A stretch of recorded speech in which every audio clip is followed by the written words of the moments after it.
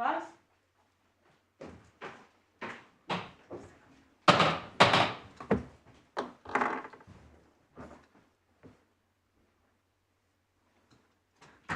Appeals in the matter of Page and NHS Development Trust, and Page and the Lord Chancellor and others.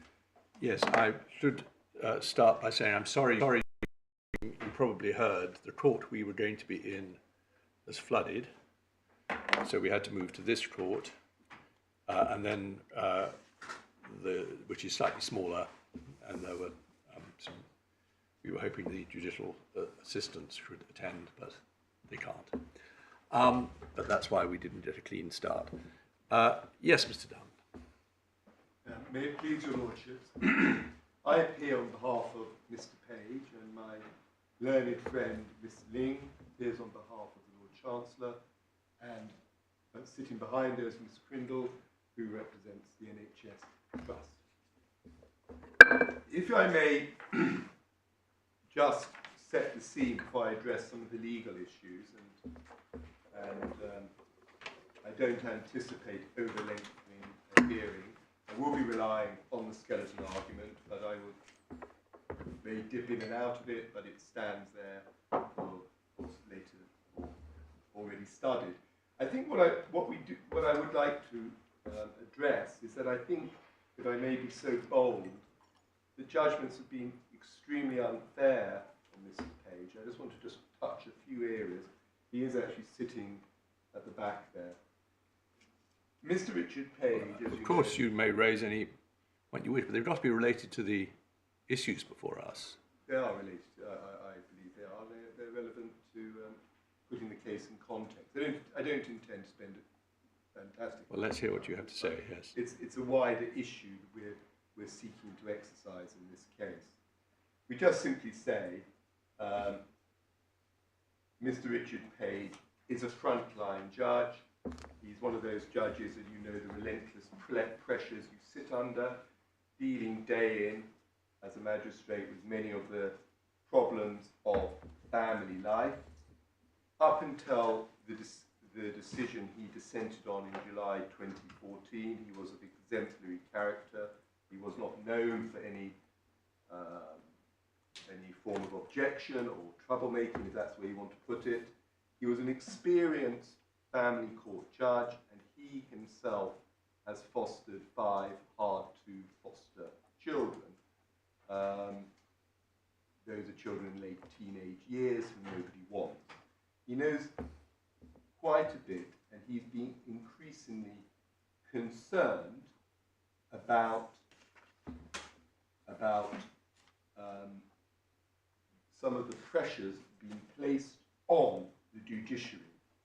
If we could just have a quick look at the supplemental bundle, page 36.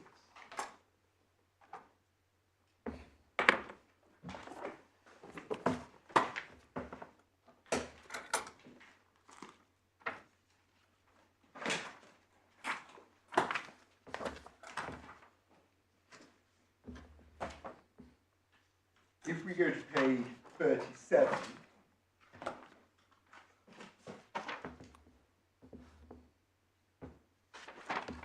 he discusses his concerns with the case. Just paragraph 17. Firstly, the social workers' report was premised on a contention that in general homosexual couples make better parents than heterosexual couples. I ought to say that is something that has been articulated by social scientists, and it's a very controversial proposition. Well, we haven't got the report, have we? So we don't know whether that's a fair summary of what it said. No, but that was his subjective reasons in that retiring room with his fellow members. Then he goes 18. Secondly, he was aware of the conflicting research, and he regarded it as experimental. And he believed he had to act in the best interest of the child. Thirdly, 21, one of the applicants had been unsuccessful in the previous application for adoption. He wanted to know more about it, but unable or unwilling to find out. You skipped over paragraph 19, Mr. Diamond, Yeah. where he makes clear that it wasn't the best interests of this child, it was the best interests of any child to have a mother and a father. Yes, I will address that. That is his position. He's not. He has said he would, this way, agree to a same-sex adoption, but he has a presupposition that an ideal environment for a child is modelling of a male and female upbringing. And 23. Understand, before you go on reading from this, this is material which is summarised in the tribunal's decision, but you're in effect reading into the record now. Well, matters which are not summarised in the tribunal decision. For what purpose? well, the purpose When one considers it from the point of view of other interests. Well, the purpose is, the point I was going to make was, he has a number of substantive objections to the fostering, to the adoption. Yes, but what has this got to do with the issues of Well, which because were he concerned? believes he was discriminated against. And rather foolishly, in the retiring room, he says some words to the effect, as a Christian, I don't think this is the best. But this is, the appeal is not that all this is very unfair. The appeal is in relation to particular points of employment law. It is, but what I'm trying to get over is there was a deep sense of grievance on behalf of Mr. Payne. That's perfectly apparent, Mr. Diamond. It is perfectly apparent, but his position was, I made a rational decision. Yeah. Foolishly, I said something too much in that retiring room. And my colleagues jumped on that. They ignored all my But reasons. I don't think you're understanding my Lord's Yeah. point. My only point is that it may not be appropriate for you to read into the record your client's subjective point of view about this, when they have nothing obvious to deal with the issues with which we're concerned. And so Yes. it was only that sense of caution that led me to interrupt you. If it's any comfort to you or your client, certainly speaking of myself, I've read this statement, and I've read it in a previous manifestation earlier in the battle as well. So Yes. it's not that his point of view is not No, taken into account, but we are in a public court, yes. and I'm not sure for my own part as to what is gained by reading this into the record. Well, the only thing that gained is that Mr. Page genuinely believes he was discriminated against and genuinely wanted to make a stand on that. And I felt some of the judgment as they crossed over was phrases, he thinks it's not normal, and some kind of pejorative reading. Well, you wouldn't get the full impact of But what Mr. this Diamond, that's gentleman not what is. this case is about. It's perfectly clear he feels he was discriminated against. But both cases, but at the moment we're on the magistracy case, depend on particular findings made, some of which are challenged and some of which aren't. And the legal issues that arise from those. It's not really a forum for rerunning questions about what he felt at the time, which is not really what the case probably was ever about, but certainly is not what it's about on this appeal. He should he should certainly understand that we have read, as my Lord says, both his statements and well understand his sense of grievance about all this. Well, I think then we'll go straight to the authorities, but I think that just by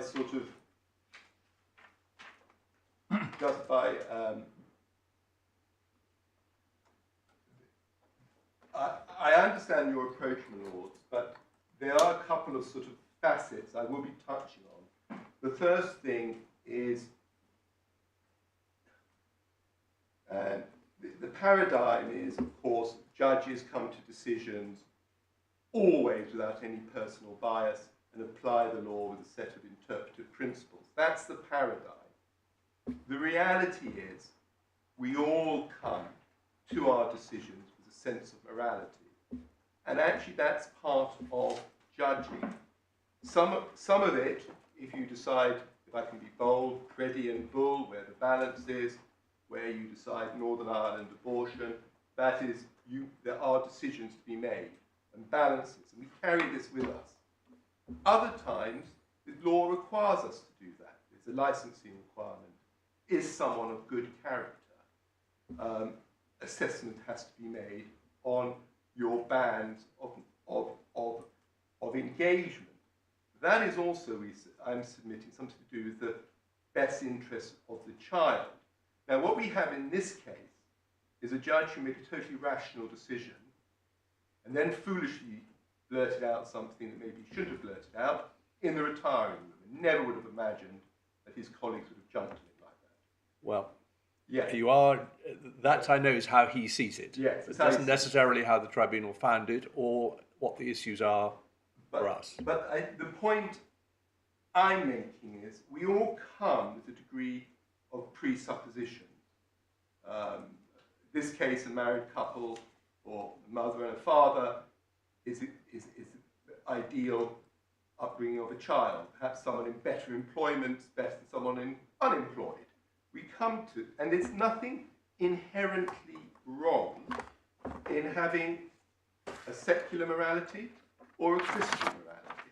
We come to that with it, and we say he was singled out particularly because of a faith, of his faith position. Well, I know that's what you say, but we've got to decide what the issues are on this appeal based on the findings made by the tribunal. I understand that, but I think I just want to just touch a couple of areas because I'm going to expand them when I come to my convention points. The other thing I want to say, we're going to say this is a sort of falls in the Willie and Liechtenstein scope, and we're going to have a look at the Willie and Liechtenstein case. Mr. Page's position is he was true to his judicial oath. He applied the law, he acted in his belief in the best interests of the child, and the interests of the child were the paramount consideration. It is lawful to have that position. That is what the law requires, and that is what he does. And it's totally lawful to believe the modelling of a man and a woman is ideal, is a better ideal. The twisting of this, as it was some form of discrimination, was, in our submission, in the Willie and Liechtenstein, quasi-political. There's no right and wrong on this issue. People have multiple views on this issue. The public have multiple views on this issue. The social scientists are split on this issue. There was nothing unlawful in his position. And furthermore, the law, if I may be bold, is an incremental process. It finds its way forward by case, decision, judgment, appeal, review. That's how the law works. Getting rid of a judge who acts lawfully but does not perhaps endorse the zeitgeist. Do you know what the issues in this case are, Mr. Dowman? Well, I won't say them, but perhaps I'll go on to, let's have a look at the first authority, Willie and Liechtenstein. Well, you're just plunging into the authorities without any developed propositions. It would be helpful to know, as it were, where they fit into your argument. Yes. Well, our first argument is, of course, that the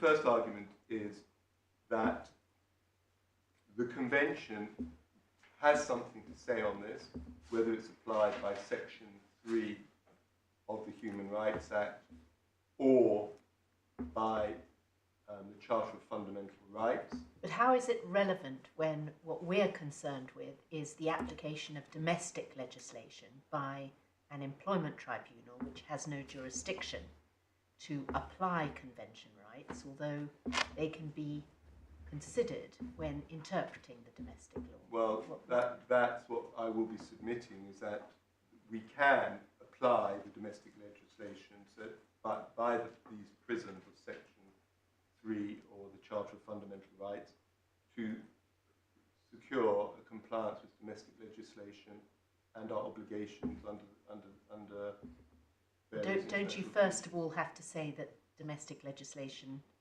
is not compliant before we have to start looking at the convention? I'm not making a challenge to the legislation, I'm making a challenge to the decision. And the severability questions and even some of the reason why questions can be convention compatible. And that is something that we will be focusing on, the issue of severability and the use of the convention, arguably as one tool to narrow the meaning of severability.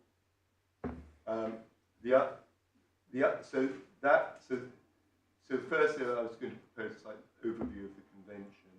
Secondly, I was going to say what is the meaning of an allegation. There seems to be some confusion about the Employment Tribunal and the actual, whether there was a protected act or not. And then there's going to be an examination of the allegation, and the submission there will be that he was explaining his religious beliefs, and by explaining his religious beliefs, Well, I think you either make the submissions. I think just trailing them isn't perhaps helpful. I appreciate what you're doing is you're answering my question: why are we going to the Villa case without any context? But I would rather have this in a structured form. I don't mind what form it is, but just trailing what you're going to be saying later isn't the most useful thing. Say it when you want to say it, and we'll consider it. So, what do you want to do now? You want to go to Villa, is that right? Yeah.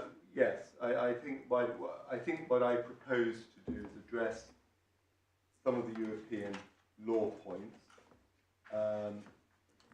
then the meaning of an allegation, and then the question of severability. Well, let's see how we go. Yeah. Well, if we go to Villa, which is, let's get my tab on this.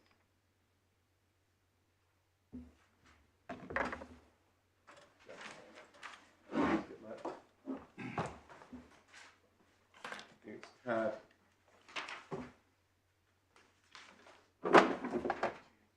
28.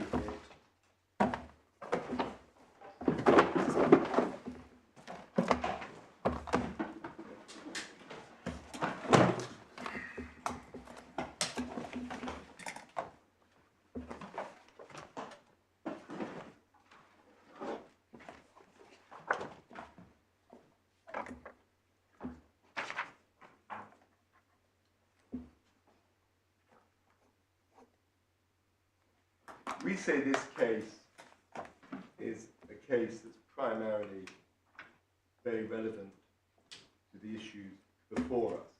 Well, as always, within citing authority, it'd be useful to know the proposition which you say it supports. The proposition in this case is that a judge is able to speak out on controversial legal principles and engage in a legal debate. And the relevance for this case, as I said earlier, is that Mr. Page was speaking out on a principle of child welfare. He adopted a totally reasonable position on interpretation of the best interests of the child, and he was fully entitled, even as a lowly judicial member of the judiciary, to speak out on that without the penalty and chilling effect of dismissal. And as I said, But isn't the case about victimisation? Yes. So the issue is whether he was making a claim that he was discriminated against. Yes. But It's not a case in the form in which it's reached us about religious discrimination. well, it's a case where the protected act was the expression of his views of a child with Yes. his mother and a father, Well, so you say. You appreciate, of course, that's not the pleaded protected act. Well, yeah. But the Employment Tribunal was prepared to ignore what you'd actually agreed the issue was and to adopt a wider definition.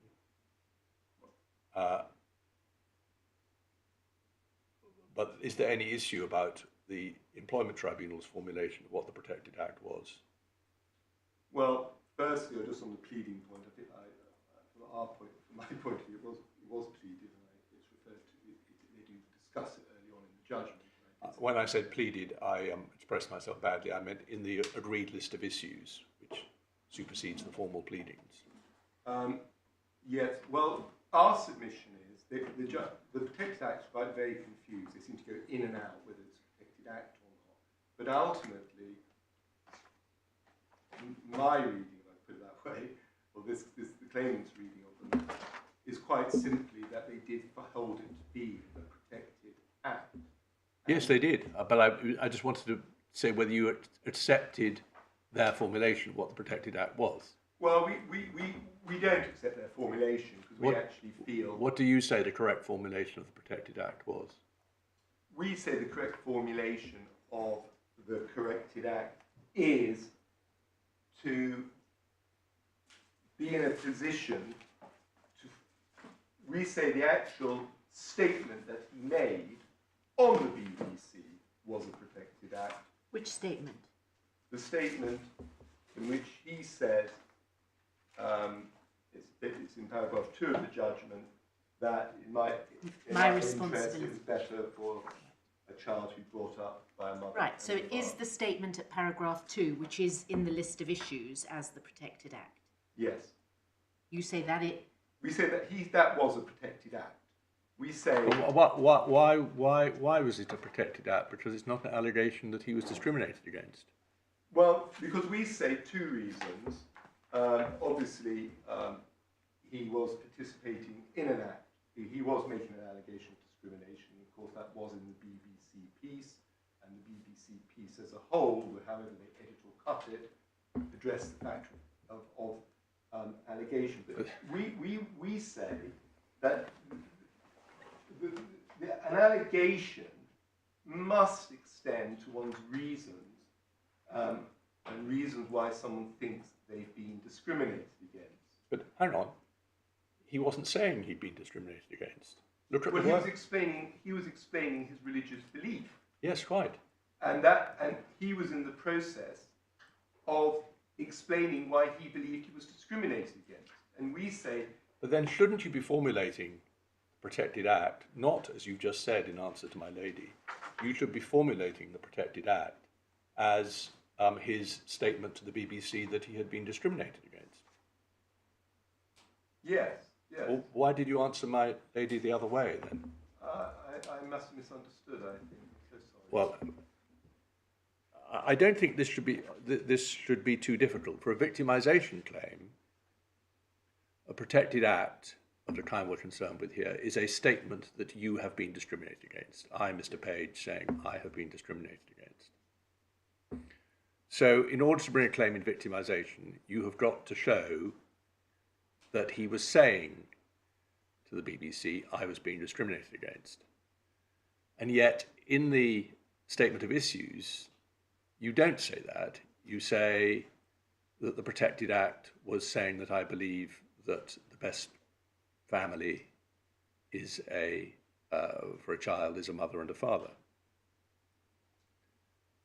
What the Employment Tribunal did was to say, I know that's what you have said, but you can't really mean that. You must mean that the Protected Act was telling the BBC that you have been discriminated against. That was a reformulation in your favour. Yes. And that's why I just wanted to pin down that you were happy with that reformulation in your favour. Well, obviously, I am happy with that reformulation in our favour, but there is a division taking place by the Employment Tribunal between his stated explanation of his religious belief, namely the child needs a mother and a father, and the allegation. And if you want to put it in crude terms, he's saying I am a Christian, therefore I believe it's in the best interest for a child to be brought up by a mother and a father. Therefore I express my religious beliefs on the BBC. As a result, I was disciplined, and that's discrimination. But if nothing hinges on that, and it's accepted that what he did was a protected act, and it amounts to an allegation of victimisation, our position is that there seems to be a division taking place between the overall tenor of that interview, where they adopt a practical position that, yes, it does cover it, but that statement isn't. But we say that statement is one of a statement of his religious beliefs, therefore it's grounds of religion, because he's simply manifesting his religion, and the the concept of allegation must include the rights of someone to explain why they feel they're discriminated against.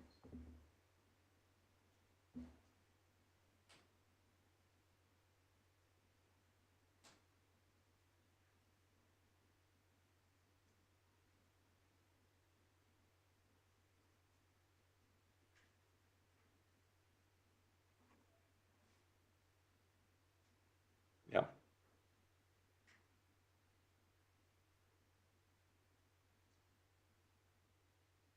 It's all part and parcel.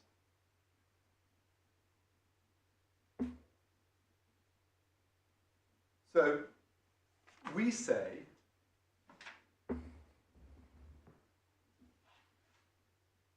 that there is a protected act, but we also say the question of severability is highly problematic in this case. Going to your own judgment of Martin and Devonshire solicitors, which I know you'll be more than familiar with,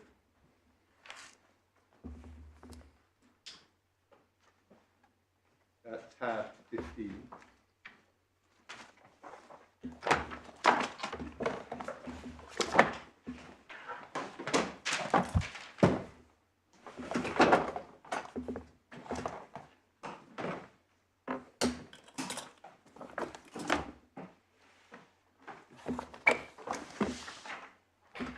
Yes, thank you.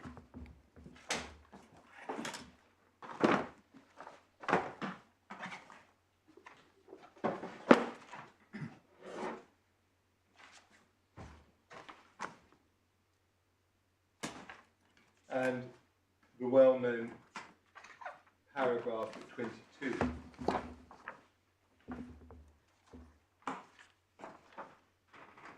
Yes.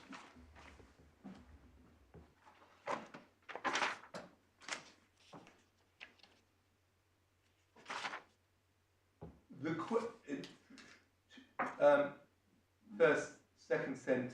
The question in any claim of victimisation is what the reason that the respondent did the act complained of. If it was wholly or substantially or in substantial part that the claimant had done a protected act, he is liable for victimisation, and if not, not. And then you go on to say, as a matter of common sense and common justice, say that the reason for dismissal was not that the complainant as such, but some feature of it which can properly be treated as severable. And then you also give some very straightforward examples where the reason relied on is the manner of the complaint, and the manner is not what you said, which is how they've applied it in this case. The manner is literally you've done it in terms of racial abuse, you've done threats of violence, you rang somebody at home at 3 a.m. in the morning, and it's the way that you did it. And then, if I may jump to the sentence about 5 lines from the bottom, saying it would certainly be contrary. It would certainly be contrary to the policy of the anti-victimisation provisions if employers were able to take steps against employees simply because in making a complaint they had they had, say, used intemperate language or made inaccurate comments. Then, if I may take you to the skeleton argument, I think page 35 of the first bundle.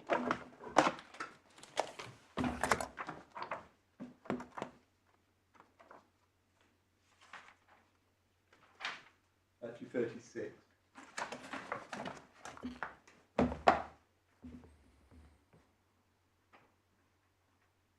In paragraph 61, summarised. So sorry, which paragraph did So page 38. Page 38. Yes. Yep, got it. The top paragraph.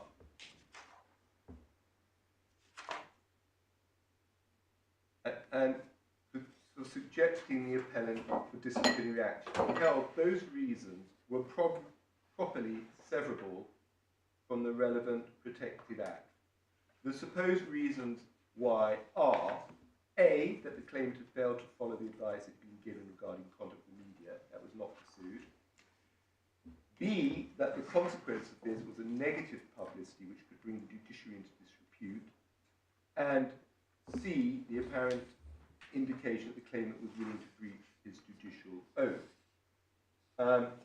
A and C had been dismissed by the disciplinary panel, and that was in the Employment Tribunal judgment, paragraphs 71 and 72. And B was the reason why he was removed from office. So it was the consequences of negative publicity that could bring the judiciary into disrepute.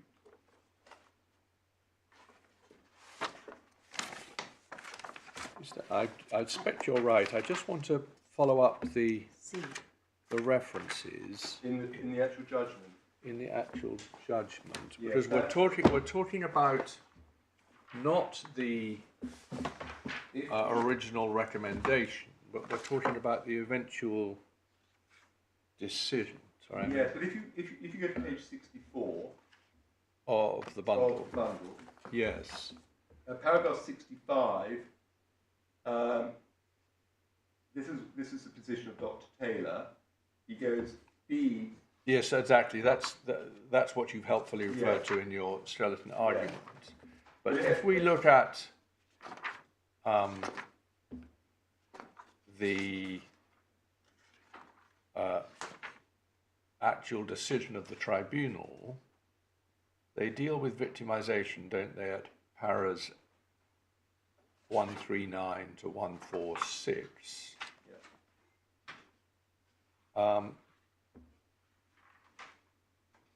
And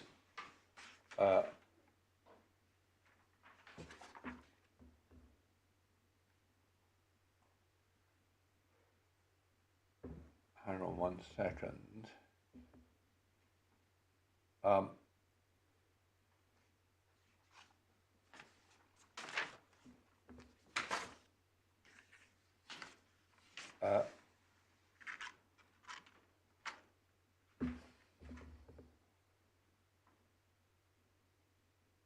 Sorry, as I said, I had a note which I've now lost. The tribunal at paragraph 130 accepted what was said at paragraph 71 as Yes. the reasons. I'm grateful to my lady, but just so we can follow the trail.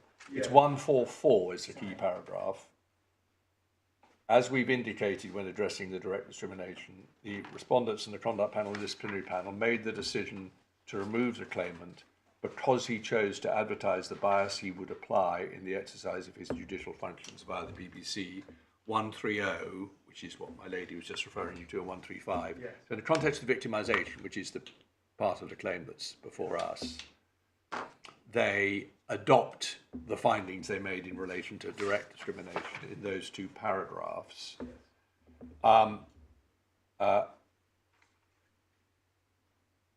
And they summarise them effectively in 144 as because he chose to advertise the bias he would apply in the exercise of his judicial functions.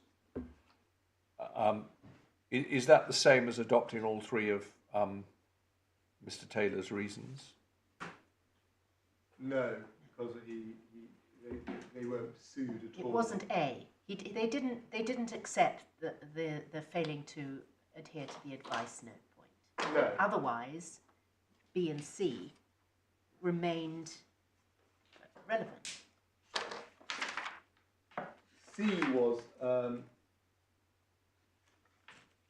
C was expressly identified at paragraph 71, wasn't it?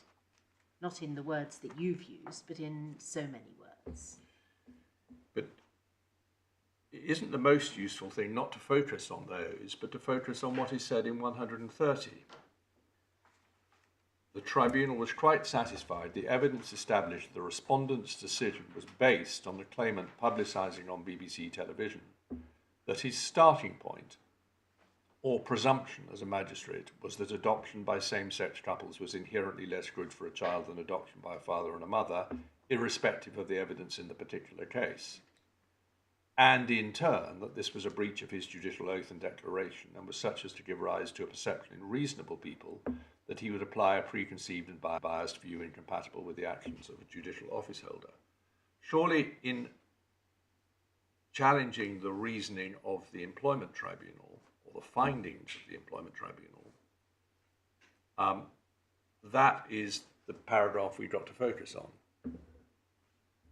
Well, I think in the judgment on that, she actually refers to at the bottom, you may notice paragraphs 55, 67, 71 and 72, which we've already considered. That's the summation of those. Well, those paragraphs are referred to, though none of them actually 65, which is the one you've got your eye on. Those paragraphs are referred to make a particular point that it wasn't about the fact he held certain beliefs. So you're certainly entitled to refer to those if you wish. But the finding about what the reason was is in that section that I've just read out to you.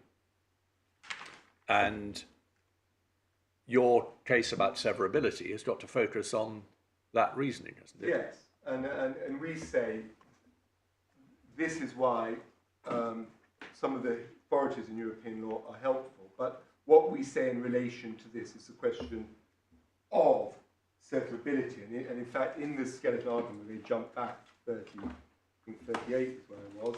Yes.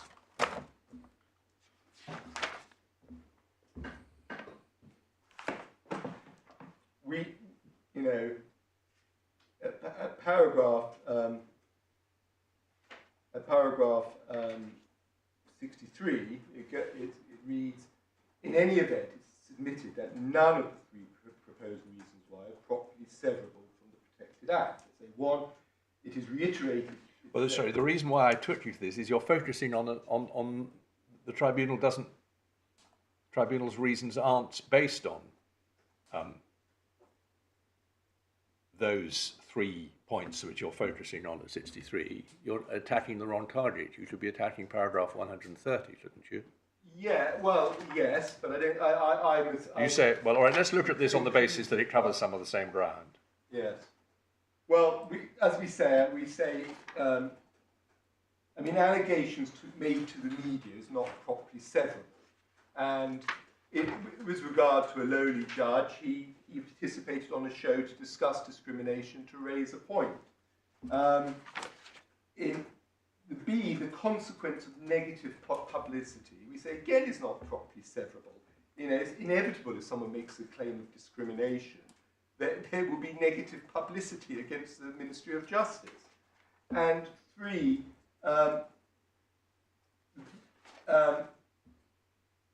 dealing with the breach of the judicial oath, the respondent's criticism of the claimant's words as implying willingness to breach the judicial oath is not properly severable from the words themselves, and the Protected Act they were part of. More or less convincing criticisms may be made of all belief systems, but to state the belief remains an essential element of any allegation of discrimination on grounds of a particular belief, and that's why I said he was stating his belief.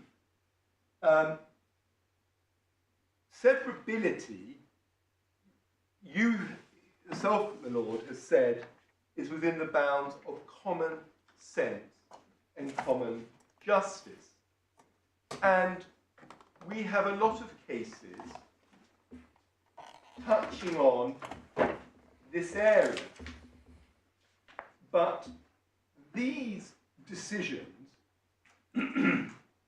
we say, are highly dangerous and will end up driving a coach and horses through section 27. Many of the cases, Martin and Devonshire's, you give fantastic examples, if I may say. They're right on point. You've got somebody who's mentally ill. Some of the other cases, people are one cistern in Panier-Hieu, if I pronounced that correctly, in the Chief Constable of Hampshire. He was described as a one-man complaints factory.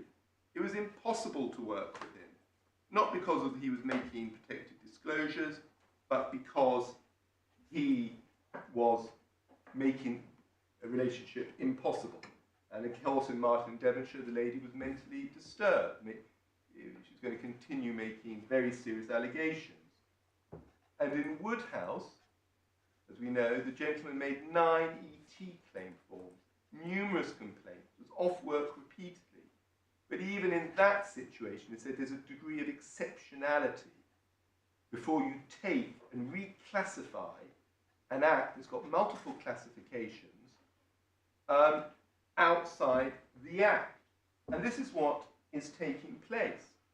In Khan, you have a clear reason. There's litigation. Doesn't want giving a reference. It's related to the litigation. It's not related to the process, but there is a substantive severable reason. In the case like Bailey, I haven't put it in, but you know, a gentleman's 2 years seconded to another department that naturally comes to an end. That is severable. It's quite clearly severable. But when you get to an issue that can be classified in multiple ways, some within the Protected Act and other ones outside the Protected Act, is our submission that the court must require some degree of genuine common sense severability. It cannot simply be open to a party to reclassify, this is what you said on television. You said it on television. We don't like what you said on television, but we are going to dismiss you because you brought the judiciary into disrepute by what you said on television. And I was even interested, I just printed this off. These are some of the examples given in the explanatory notes to section 27. Where are they in the bundle? They're not in the bundle, I'm afraid. I just printed it off last night, I'm afraid. But can I just want to give as an example. Well, did you produce copies for us? I'm afraid I failed on that. And what about Ms. Ling and Ms. I haven't used any. I was just going to use. Well, if I can just, I don't have to take you to them. There are examples. A woman makes a complaint. I'd say this anyway. A woman makes a complaint about her boss for sexual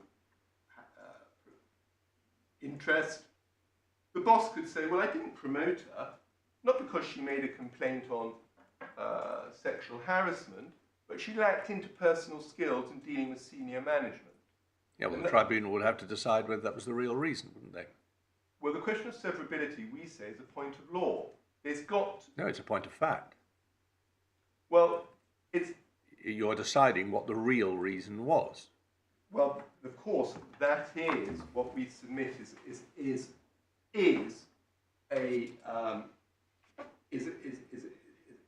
a good position. But what the courts can't have, especially when it's contrary to European authority, is have reclassification outside. You know, the courts have said many times it must be in no way related to the act, or the act must have had a significant impact on it. This is not a case of a Khan. It's not a case of a Bailey. This is a case of the tribunal, in our submission, in rather hostile judgments, reclassifying his act in multiple ways. You can reclassify an act in many ways. I don't like what he said, or he's brought it into disrepute, or he's not very good at his job, or he's shown bias. Actually, they all relate to what he said. And if he hadn't, it's not just, this isn't an M25 argument. If I hadn't travelled on the M25, I wouldn't have had the crash. But it genuinely, if I hadn't done that protected act, they would have been a detriment. And you cannot sever totally the consequences that took place from what he did on that BBC. Can I ask you something? I obviously don't have anything like the experience of this area of the law as my colleagues have. Two presidents of the EAT. Yes. Just want to ask you about the language. This is not. This is a point of general application and nothing to do with the rights and wrongs of your submission. You've been referring to something which you characterised as severability. And I see from the authority which you've taken to my Lord's decision in Martin that we there have a concept of separable or separate. And I'm just wondering whether that is a concept which arises in Martin, as it were, was started in Martin, or whether it's a long-standing concept. Because could I put back to you this to see whether it makes any difference? That, as I understand the dialogue that goes on around these matters, it's a question of what was the real reason for the unwanted conduct. And my understanding is that there may be one reason, there may be another reason. It's a question of whether they're different reasons. And earlier on in Martin, the concept of distinguishing or making a distinction is drawn out, which then becomes separable. There may be subtle differences between the two, but might it not be more helpful for us to think about what the real reason was, rather than questions of separability, which then blend into severability, as if one was looking at something that was a unit which is then cut up, whereas actually what you're saying is the real reason that he was treated in this way was this and not that. Do you understand the point that I'm making? And I just wonder whether there is something particular about separability or severability or whatever one might call it that is different from saying it's not this, it's that, it's different, a different thing. Do you take any point about that, or can you just help me and educate me in that respect? Well, I think I'm pushing two grounds. I obviously we have to find the real reason, and the courts in a number of cases have developed. They are clearly factual situations Yes. that satisfy common sense. That Yes. they are different, university lecturers or whatever. Yes. Then we come to situations where a matter can be classified, and perhaps the argument of reclassification, in multiple ways. And some of those ways are, we would say, unconsciously or consciously are unsustainable. You could not possibly classify it and recategorize it like that. If someone makes a sexual path, you could classify that as inappropriate intermanagerial conduct. What if the employer genuinely believed that? So I can understand that one might have two possible interpretations of the situation that overlap. Yes. They might very substantially overlap, but they might nevertheless be regarded as different reasons. I was just wondering about this idea which your use of severability brought to my mind, as to whether in fact we are talking about cutting off one part of it, or whether in fact we're not really just saying it's different ways of saying that was the real reason, it wasn't that, or that was the real reason, it wasn't this. Yeah, and I think it's probably the latter, but we're saying it's so de minimis, the actual protected ground, that it had a de minimis impact. It didn't have a sort of significant impact or some impact, that there Yes, might have been the multiple substantial reasons. significant There may have point. been multiple reasons, but if it had some reason. But again, I wonder whether we're overcomplicating this, and I think my lord is quite right that Martin, which actually doesn't use the word severable, which has a very technical sense to it, is making a much more common sense point. The search is for the real reason. There will be some circumstances in which the real reason will be something done in the context of making a complaint of discrimination, but which, as a matter of common sense, you can say is different from the making of the complaint of discrimination. And there are examples which you were kind enough to say were good examples of ringing out the managing director at 3 o'clock in the morning. It makes perfect sense. The managing director said, I don't mind you complaining about being discriminated against. What I'm complaining about is you doing it in that way? Yeah. Most, I think you're accepting that's fine. And really all we come down to is this a case of that kind? And you're saying it isn't. You're saying that's a distinction you can't make here. The Lord Chancellor can't say, I am removing you as a magistrate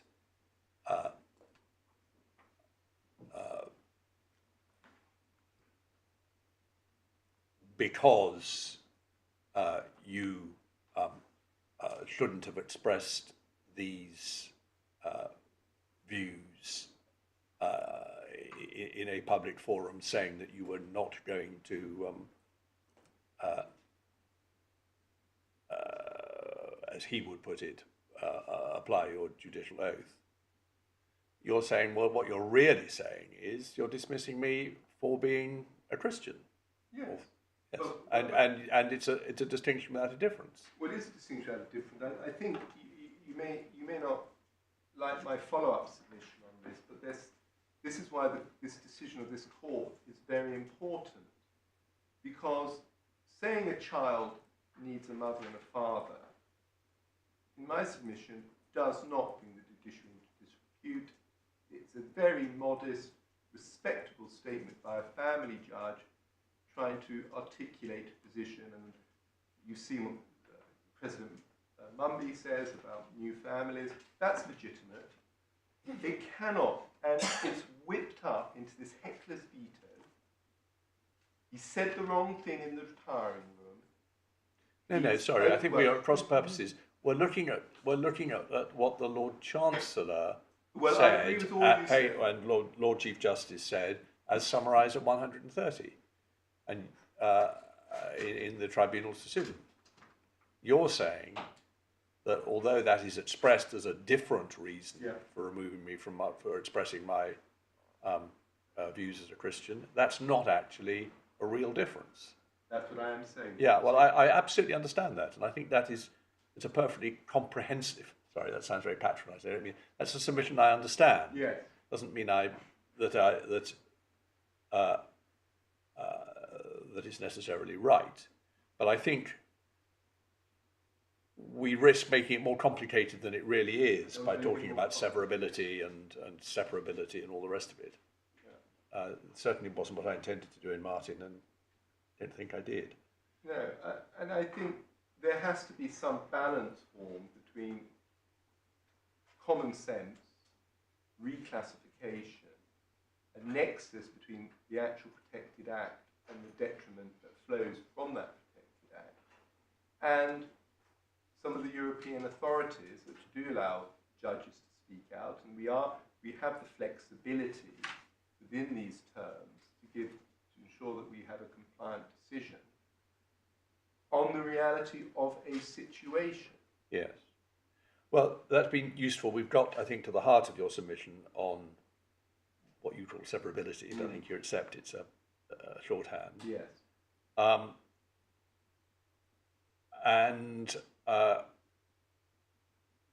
it's a question where you want to go from there. I'm sure we've slightly taken you away from your intended course, but that sometimes happens. But regrouping, what's the next stage that you want to take us to? Well, I think the next stage then would only be the European authorities, whether that adds anything to it. But I would like to take you to that, because I think we say we're a Willy and Liechtenstein case. Well, let's look at the passages you want us to look at, Yes. without prejudice to how much Yes. they really help on this issue. But And that's tab 28. yes.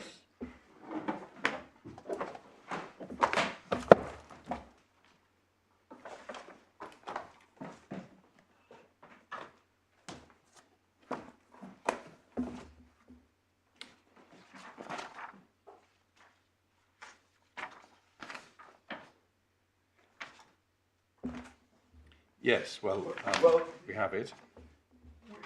The actual crisis begins when a senior judge, President of the Administrative Court, at paragraph 8, decides to give a series of lectures publicly, in the public domain, reported in the press, obviously a determined decision by the judge, on the questions of constitutional jurisdiction and fundamental rights. The applicant gave a public lecture at the Liechtenstein Institute, Research Institute, and the nature and functions of the Liechtenstein Constitutional Court. And his main proposition was that the term government in the Constitution included the Prince, who seems to be a monarch with quite some powers, and rather like our Queen, no, law has an ambiguous relationship. He gives a very public lecture for the rule of law. The subsequent pages, paragraph 10, is his dismissal. He's not going to be reappointed again because he's expressed a controversial political question on the status of the Prince in a senior judicial role. He really releases parts of that letter to the press. He's pretty up for it, and he then is informed that he will not be reappointed. In paragraph 13, on 20th of March 1995, the applicant replied to the letter sent by the Prince and enclosed a copy to the President of the Diet. And then the last few lines, he said... Do we need all this detail? I mean, No, you're quite right to set us up with what it Yeah. was about, but that's all we need, isn't it? Well, it's all you need, but what we say is, as I said earlier, a statement on my interpretation of the Constitution in Liechtenstein applying to the Prince is no different than a statement by Mr. Page saying, in my view, the best interests of the child in a public forum is to have modelling of a mother and a father. And just to go on, as I think paragraphs 66 and 67 are the of course, he wasn't interference with his freedom of expression. Paragraph 66, in the applicant's view, this statement wasn't,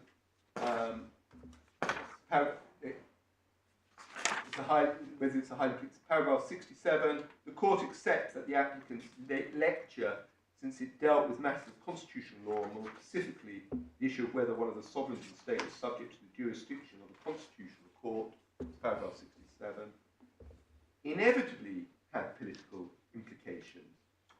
It considers that question of constitutional law by their very nature have political. Mr. Darman, if you want us to read the whole of the sidelined passage, it's probably better if we read it to ourselves, and then you can identify the particular points. So just give us a moment. Yes.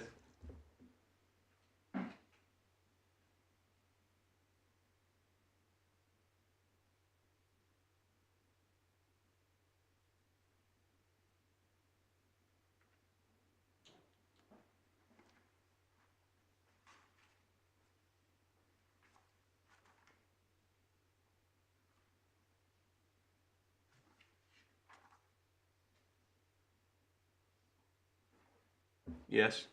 And of course, what that article shows,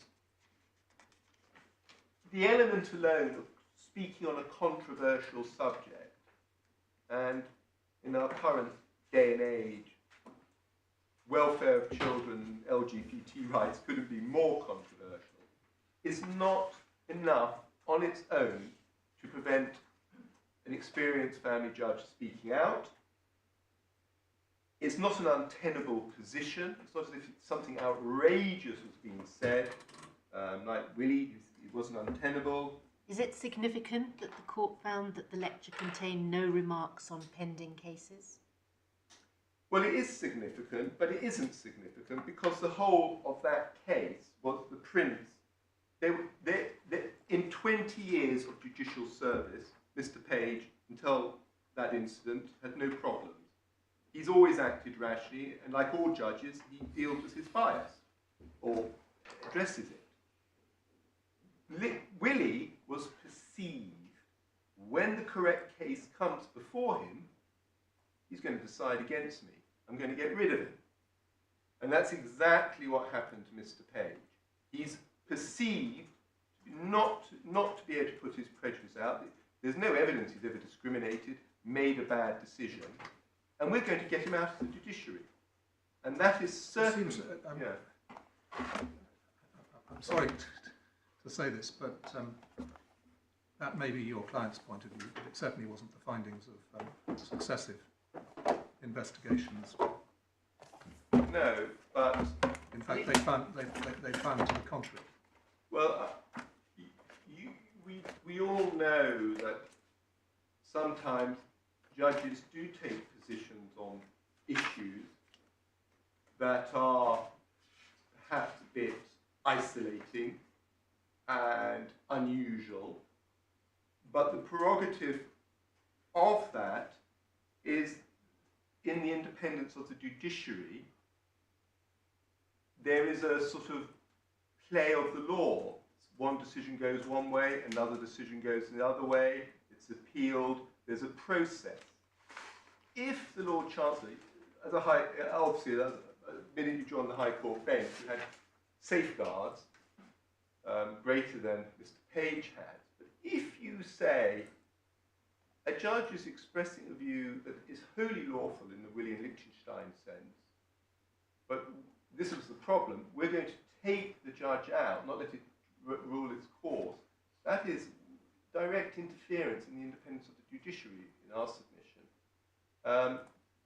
If there was a serious incident of failure by Mr. Page, or moral culpability, or turpitude of some sort, or he really had done it, but there's no evidence at all. Well, I'm sorry, the reason that I intervened was that your submissions appeared to be based upon a version of the facts, which was rejected. Yes. So I don't see how they can... Well, how you can in what sense take they it? rejected? Well, if you look at paragraph 130, yes, which is the key paragraph as we Yes. identified earlier, the view taken by the respondents, have you got 130? It's page 80 in the bundle.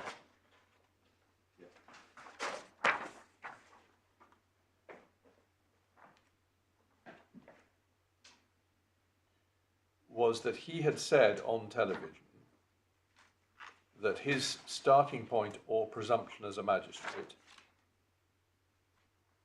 was that adoption by same-sex couples was inherently, that's an important word, less good for a child than adoption by a father and a mother, irrespective of the evidence in a particular case, and that was a breach of his judicial oath. In that, it meant he would apply a preconceived and biased view. And the keyword there is preconceived. So what is being said that the Lord Chancellor and the Lord Chief Justice concluded on the basis of what he had said in the interview was that he would not decide cases according to the evidence in the particular case, but would come to it with a preconceived view. And that, in turn, is a breach of the judicial oath, because you should not come with any kind of preconceived view to decide a case according to the evidence in front of you. Now, that is very different from what was said to have been wrong in Villa. Well, firstly, the question we can come back to later, the issue of preconceived was dealt with in Negoli. We can have a look at that in a moment. That came out after this decision of the Court of Appeal. But I'm going to be very bold. That paragraph needs to be quashed by this court. The reason why it does is that there is no fact-finding exercise in this. The BBC interview... Which ground of appeal does this correspond to? Well, it corresponds to the ground of appeal of these are not wholly separate reasons that distinguish it from the allegation of victimisation. I may have misunderstood. I thought you were saying that this was a finding of fact that was not open to the tribunal to make. Well, in this case, we have a BBC interview. We have the comments made on the BBC interview. But Mr. Diamond, we also have what Mr. Page told the conduct panel when they asked him about the extent to which he could put his beliefs to one side.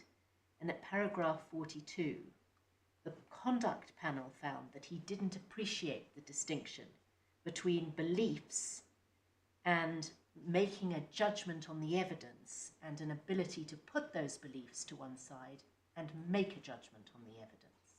That's the fact-finding exercise that supports the conclusions at paragraph 100. Well, the reason why... Paragraph 42, if you want to look at I do, but if you look at paragraphs 71 and 72, the reason he was dismissed was solely the BBC interview.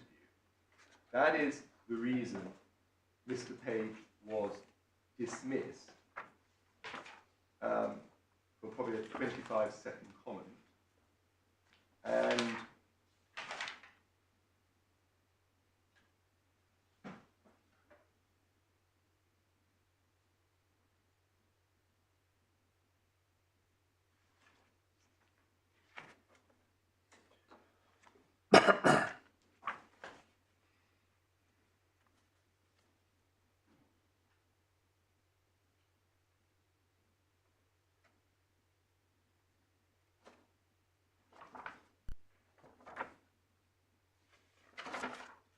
it says at the bottom of paragraph 72,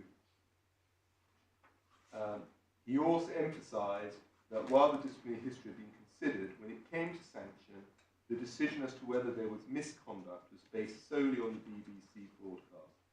The tribunal accepted that Mr. Perry's evidence was an accurate description of the panel's reasoning. Can you just remind me, Mr. Diamond, I'm sure it's in here somewhere, but I haven't quite picked it up. What is the relationship between the panel's decision and the decision taken by the Lord Chancellor and the Lord Chief Justice? Yes. Does it take the form of a recommendation? Yes, it takes the form of a recommendation. So ultimately, it is possible that the decision of the Lord Chancellor and the Lord Chief Justice doesn't wholly correspond to the reasoning in the panel's recommendation. I think that's theoretical, but I think that would... I'm sure it normally does, but I'm just trying to understand it conceptually. I think conceptually very strange if a new reason came out at the final decision. No, but you could have a case where, and I don't think this is such a case, but it's something clear in my mind. The Lord Chancellor, Lord Chief Justice say, the panel has recommended this action for these three reasons. We're not happy with reason one, but we still agree that we should take the action for reasons 2 and 3. Well, I think I'm still battering on. We can't be bound by unsustainable reasoning and logic by an employment tribunal at this level. And they don't have the unilateral right to reclassify. Well, you've made that point. I have. You are on a different point now. And I think this all, spun off from our discussing whether this case was like the Villa case. And what I was putting to you is, the actual finding by the tribunal in paragraph 130 suggested that there are differences from the Villa case for the reason I put to you. Your answer was, well, this paragraph needs to be quashed. Well, my And I have a twofold argument. Ngoli deals with some of the well, we'll come perceptions, back to that in a minute. and also Willie was perceived to be at risk in his position as president of the administrative court. But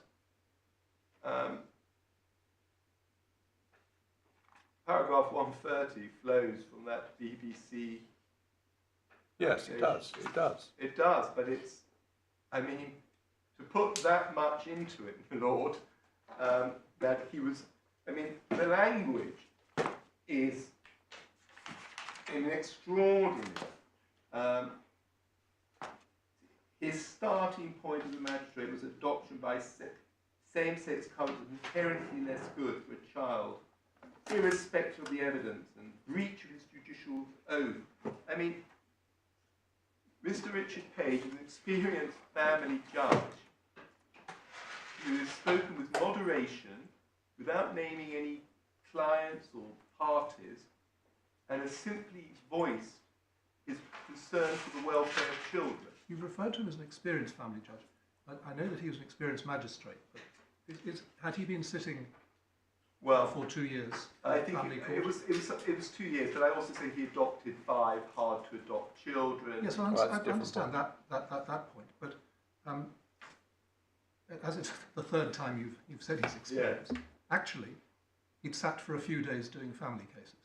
Yes, if you want to put it that way, it's a relentless frontline role, but that is one way of doing it. But he fails. Well, we don't read into it, but there was documents given out. There was pressure on judges, and he didn't like the pressure. And we all know if he'd spoken the other way, there would have been no trouble. Would it help to look at the actual decision letter in this case that was being dealt with at 130? I think it's at page 31 of the supplemental bundle.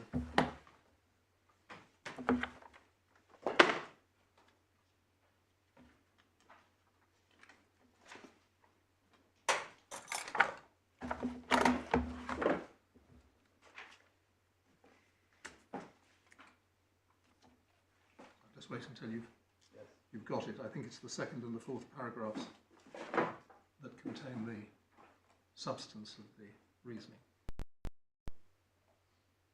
Page 31.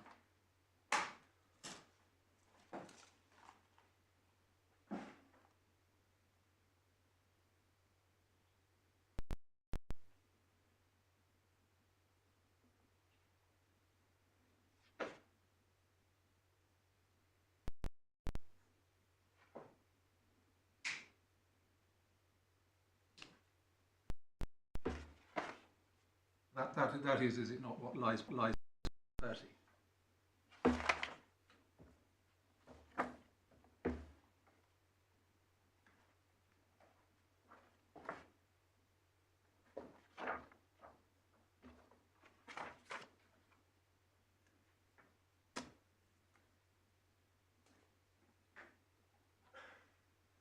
Well, it may well be what lies behind 130. But what a court does at this level is it needs to review, and whatever the depth the Lord Chancellor took into this in his busy departmental responsibilities is another matter. This court can review in a degree of detail. I mean, it's an extraordinary state of affairs that a judge can voice an opinion and it can be cascaded to presuppositions, unwillingness to uphold his judicial oath to apply the law when he believes he is applying the law. The beauty of a Court of Appeal review, on which the evidence doesn't need any demeanour of expert witnesses or seeing people in presence. He was dismissed for for a short slot alleging discrimination on the BBC show where he said he felt it was his duty, a child needs a mother and a father. That, we know that would not send shivers down the public that this man is unfit to be a judicial office holder. Well, I think the point we've been taking you to in 130 is that you're not accurately representing what the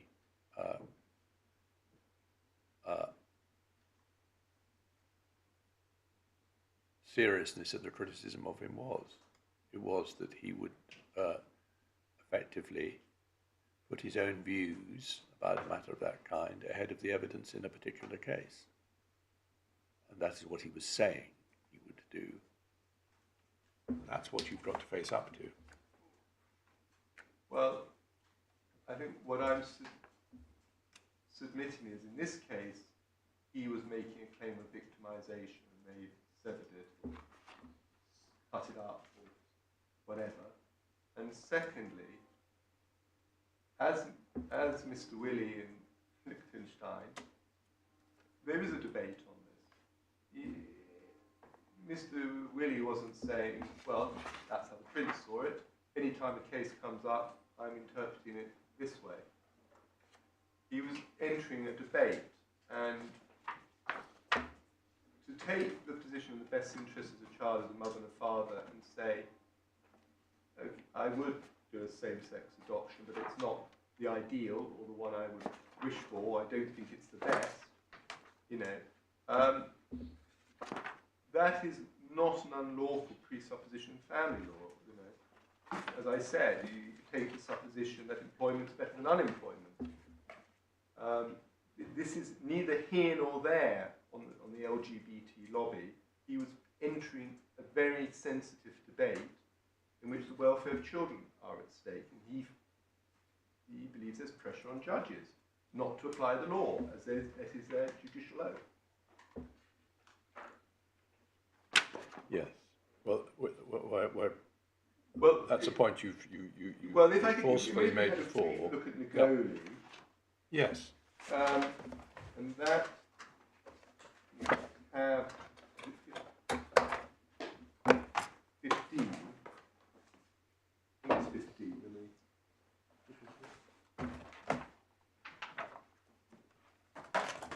15 is Martin. 25, excuse me, my lord, 25. 10 out.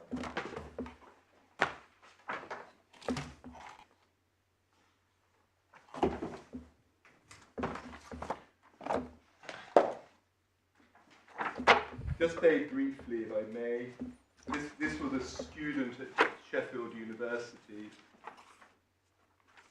who on his private Facebook account, private citizen, quoted Bible verses on homosexuality. Well, we all know what they say, if I could put it that way. If we just paragraph 18, it says, a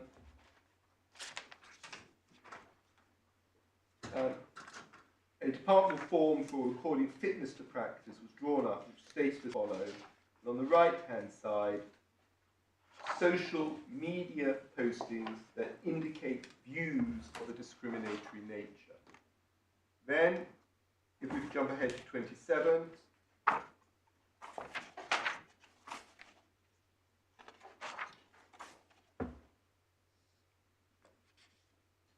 the panel noted the fact that first paragraph 27, noted the fact that Mr. Ngoli was familiar with posting views to public web spaces such as Facebook and understood the implications sharing information via Facebook which could be perceived.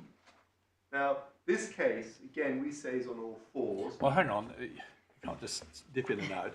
What is the point of principle that you say that Ngoli establishes? And show us the passage where that principle is stated. Yes.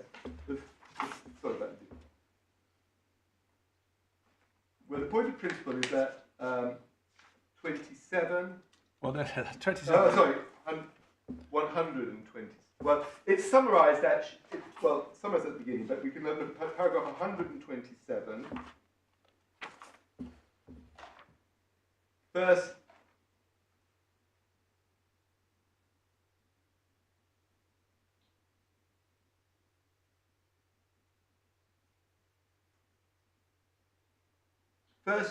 paragraph 127, there's the right to express views and private discretion on traditional values.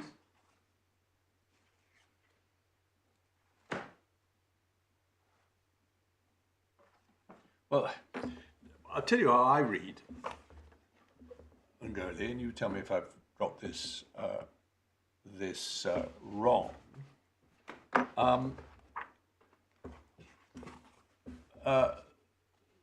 There was simply a finding that the particular disciplinary sanction imposed on the appellant was disproportionate. If I perhaps it's summarised, rather go through rather complex passages. It's summarised at paragraph 510 at the beginning, where the learned justices summarise their findings. I think I made it too long, and I apologise. Yes, I mean, this was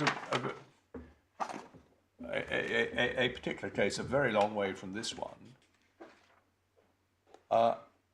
and a fact-specific finding about how the university, about the decision which the university reached. Well, our submission is it's a very relevant case. It was someone in a professional position, trained to be a social worker, and his perceived religious views on, again, the LGBT matter were sufficient to make him unsuitable to qualify as a social worker. And that's extremely brutal, and it's a livelihood case. But again, there's an important finding, isn't there, that the mere expression of views didn't mean that the person expressing those views would discriminate. Whereas in this case, Mr. Page made clear that he couldn't put those views to one side and that he would treat those as the starting point in any adoption decision, irrespective of the evidence in the case.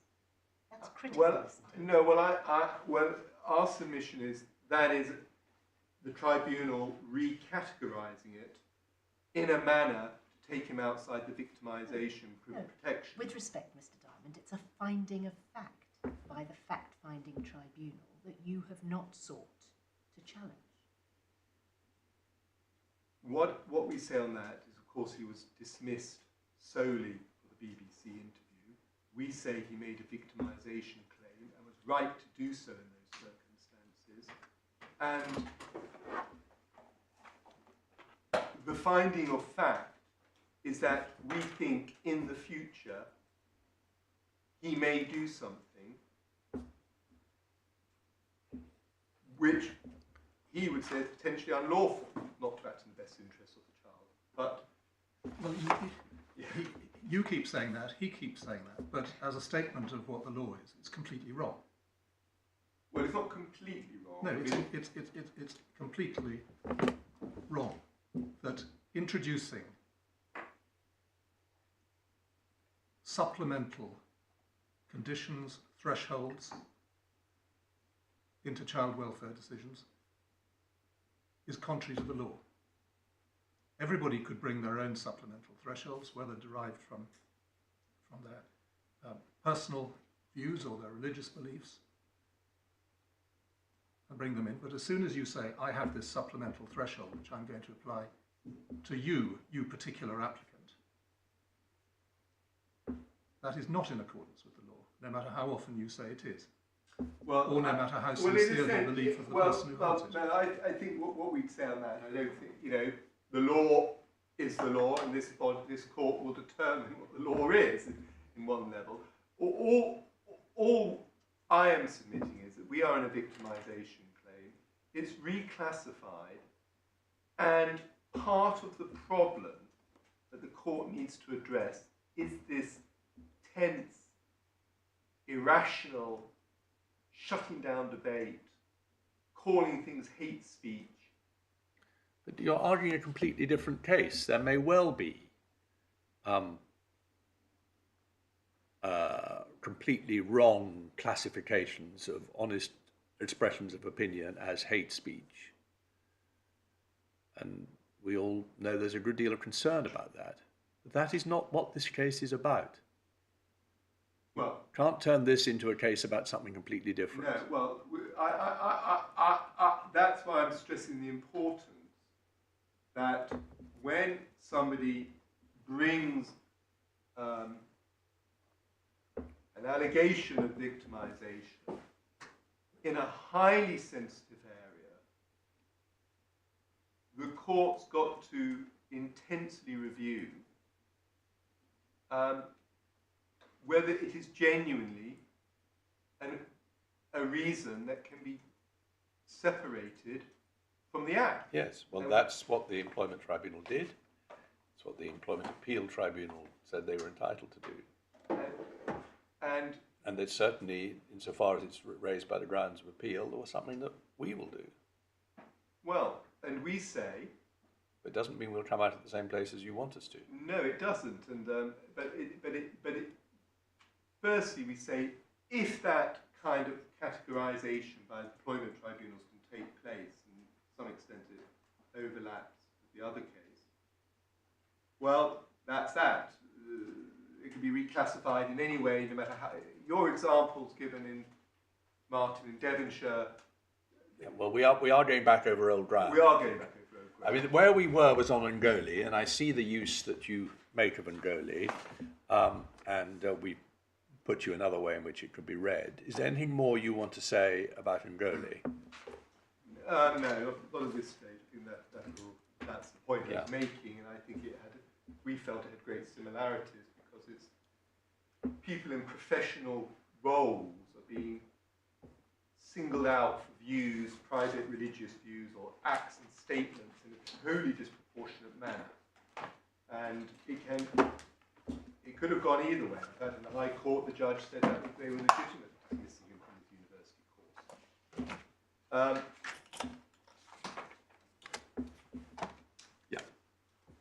Where are we going next?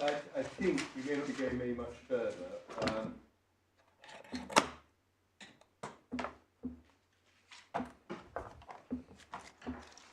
I think probably in conclusion,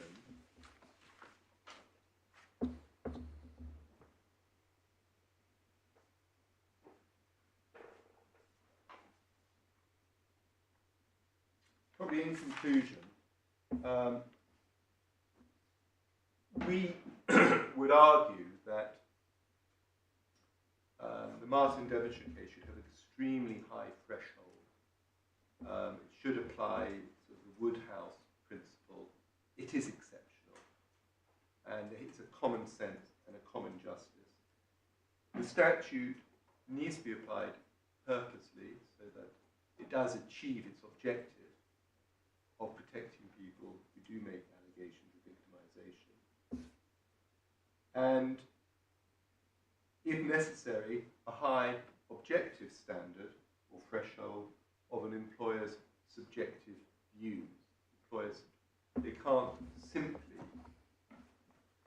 classify it at whim, even if perchance it was when it was flouts basic common sense. If we say the test is, if a matter can clearly be clarified and categorized as a protected act, quite simply, it should be so clarified.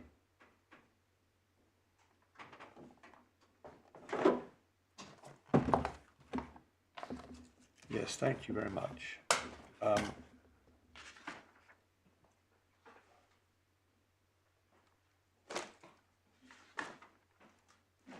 Yes, well, I think with one possible exception, you have covered the matters in your grounds of appeal. As you say, there are supplementary or some of the points are developed in your skeleton argument in more than you have orally, and you rely on that, which is understood. I think the one point you haven't touched on, I don't particularly encourage you to, but if you wish to say anything orally, you should, is ground 3 about the distinction which you say the EAT made between reason and well, the conflation you say they made between reason and motivation, which you say is wrong because the case law shows that reason and motive are different. I'm not sure how central this is, in fact, to your argument, because it's partly about the EAT rather than about the ET. But you are, I'm sure, aware that perhaps slightly confusingly, but this is the way the case law has gone, the word motivation is different from the word motive. In the case law, motivation is the same as the reason why. It's what makes the person do what they've done. And is different from the concept of having a benign motive for doing something, which I think first came in James and Eastley with the swimming pool case. So, for speaking for myself, I'm not sure this is central to your argument anyway, but I wouldn't myself have thought that the use of those words by the EAT showed any misdirection of law. As I say, I'm not encouraging you to develop this point, because I don't myself think it gets you very far, but if you want to, you won't get another chance. I think what I will do at this stage, I will just rely on that, but of course our position is that, as I said in making the allegation and expressing his religious belief, that was a manifestation of religion, and therefore,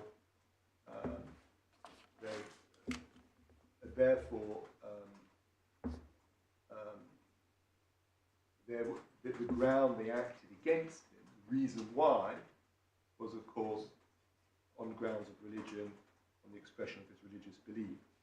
And it may well be, that's the real ground, it may well be that I said their motive was to protect the integrity of the judiciary or prevent criticism, but that's the reason why they so act.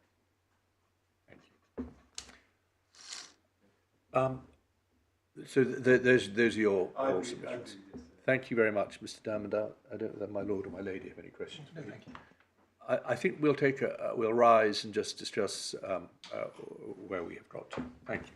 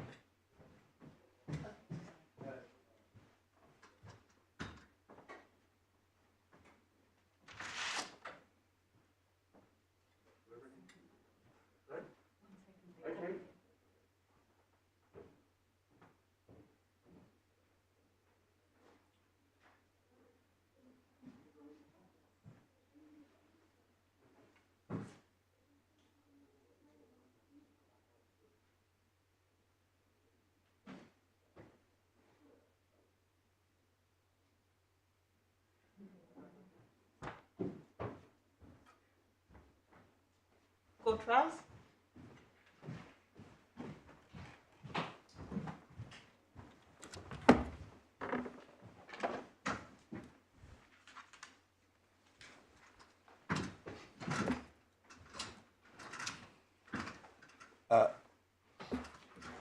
Ms. Ling, we are not sure whether or to what extent we will wish to hear from you, but we think it will be more helpful for us to hear the other case first, because once we've heard the argument in that, we will know to what extent it will be useful for us to ask any further questions of you. I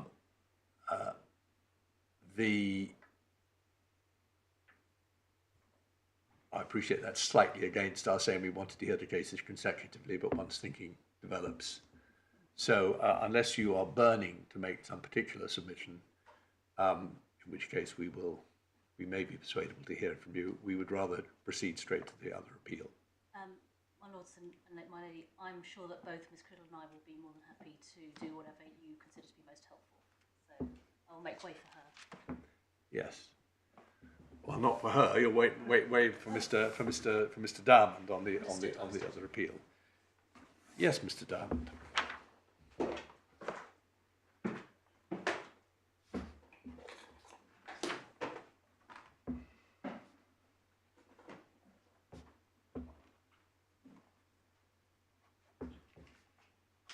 Sorry, it's a bit. You probably weren't expecting to have to come to it quite so soon. By all means, take your time just to regroup. Well,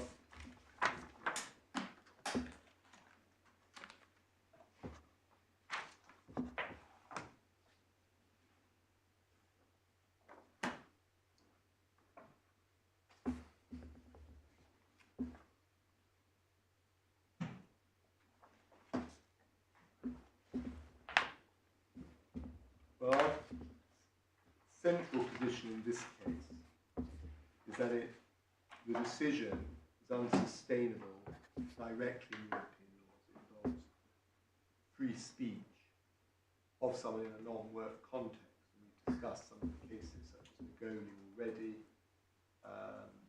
This is not a judge speaking, though. This is a private individual speaking. And there is considerable authority on this from Smith and Trafford, which is a skeleton argument, in which someone put on his Facebook account quality too far, and that was robustly dealt with, dealing with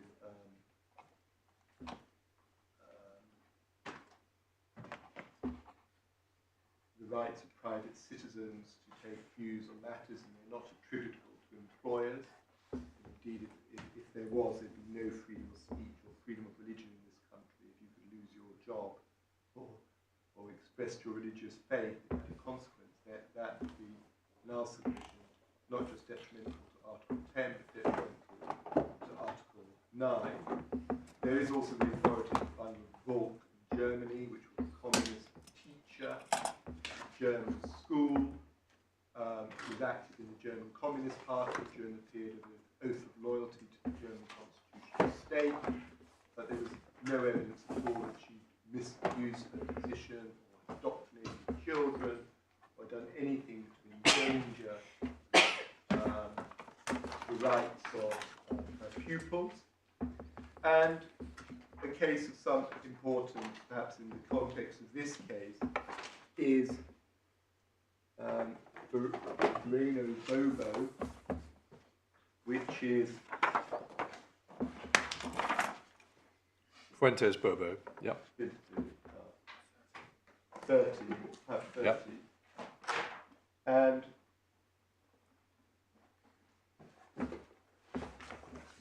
in that case, as you know, it's a trade union leader, goes on to a media show and is encouraged and heckled and to make comments, to make various comments, and those comments are identified at paragraph 24. The interviewer eggs the man on to make abusive comments, which he does.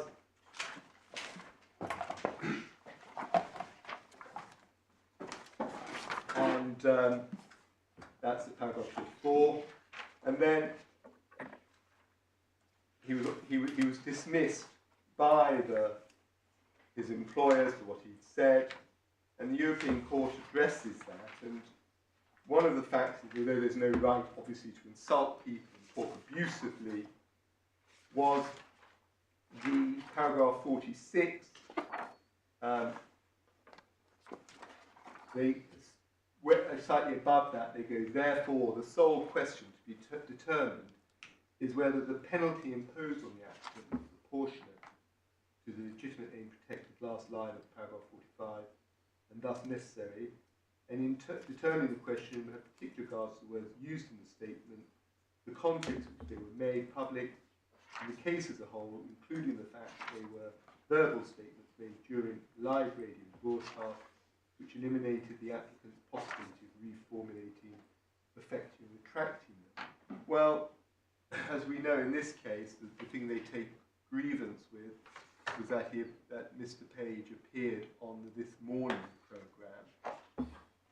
programme, in which that is discussed in the tribunal judgment.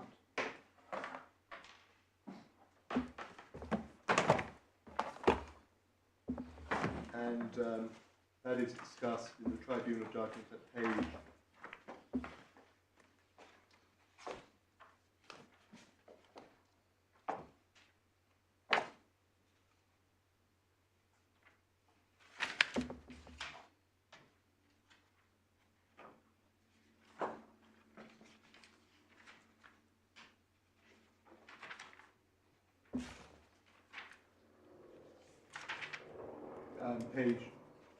297, but I'm not sure, it's page 8 of the actual, paragraph 1129.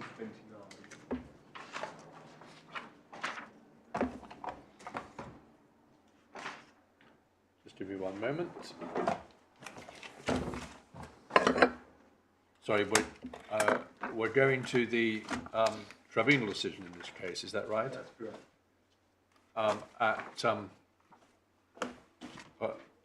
At 298, did you say? I've got 298, but it may be paragraph 11. It's paragraph 1129. 297. 297 in our case. Yes.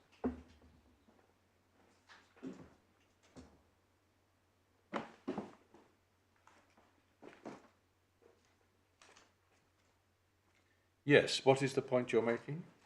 Well, the point I'm making in this case, of course, he's got Piers Morgan trying to make television with him, and he keeps pushing him. Do you think being gay is unnatural?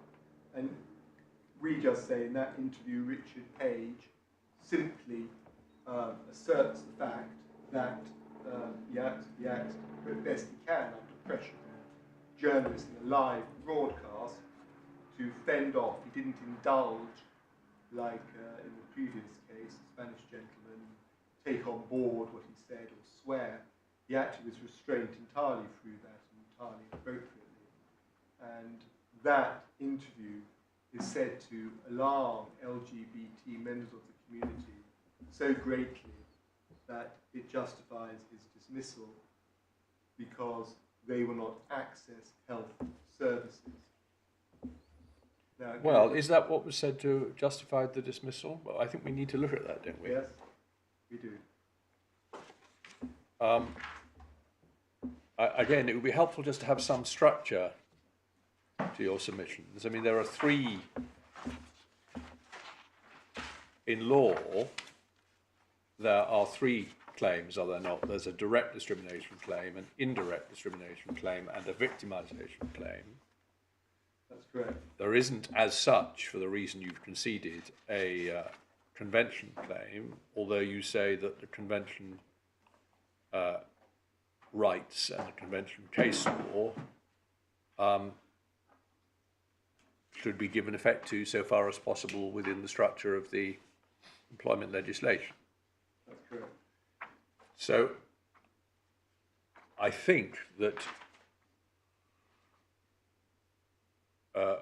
in what you were just saying, because you were talking about justifying the dismissal, you had in mind the direct discrimination claim. Is that right? That's correct.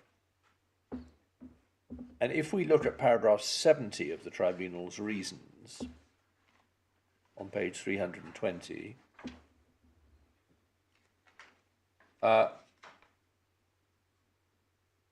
we have a finding, or to be more accurate, a summary of what they say was a previous finding, that the respondent's actions were not because of the claimant's religion, or because he held or expressed his views as such, but were because he accepted invitations to appear in the press and on national television without informing the trust, and when he'd been expressly told to inform them. Now, there may be more to the reason than that. We'll come back to that at the moment. But if we look at paragraph 70, it's a finding that the trust's reasons had nothing to do with upsetting the LGBT members of its staff or people who made use of its services. Yes, well, we say the reason why, if I may take you perhaps 220, perhaps take you to those parts of the skeleton. What we say there is the reason why it's bizarre to suggest that this gentleman was removed for simply giving interviews in the media, regardless what was. Yes, can we just marry that up to the grounds of appeal? So, is that a finding that? Is that a submission that para 70 was factually wrong? We're saying it's again conflating motive as reason why. The motive may well have been to protect the LGBT community. Hang on 1 second.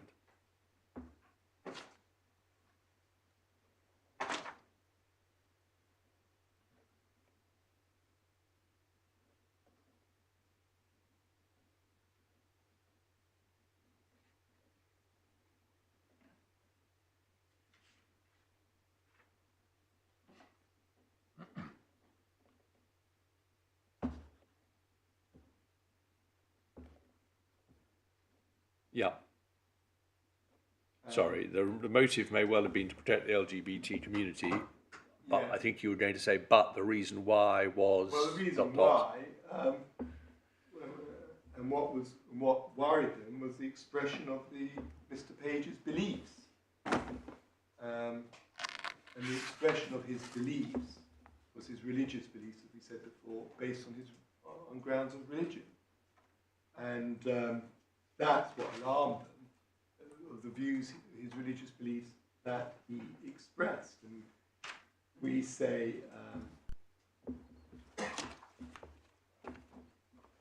and therefore,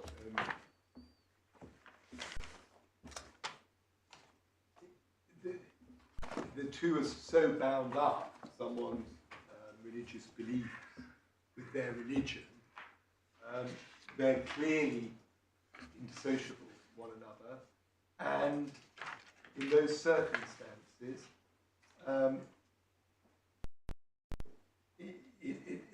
it's almost down onto James and Eastleigh.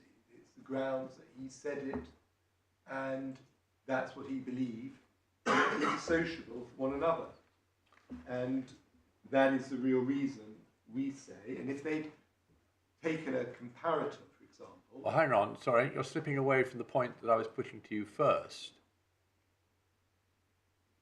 which was that what Para 70 seems to say, though it may not be the whole story, is that the reason for dismissal was the breach of the instruction not to go on television without telling them first.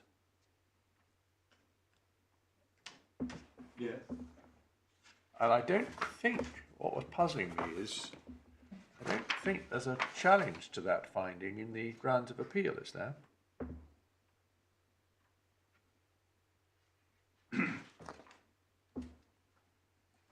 Can't see it.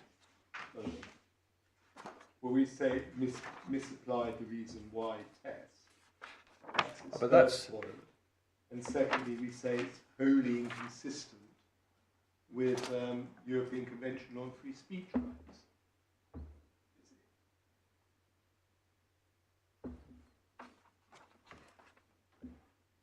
Hang on one second.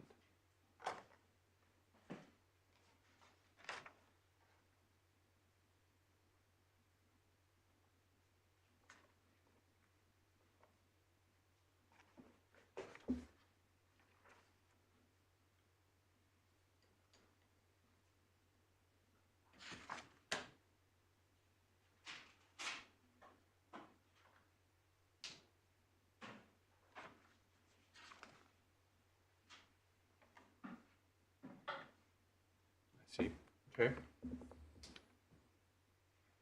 Yes, so I mean,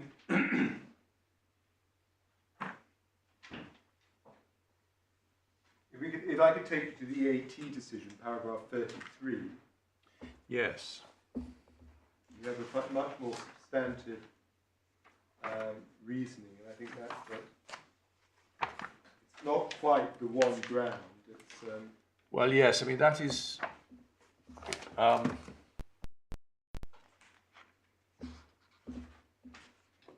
I was aware of this, and that's why I said more than once when taking you to Para 70 yeah, that may not be the whole story. yeah. Do you endorse what the EAT said, which is that Para 70 is a bit misleading if read in isolation, and you've got to look at other findings? Yeah, Yeah.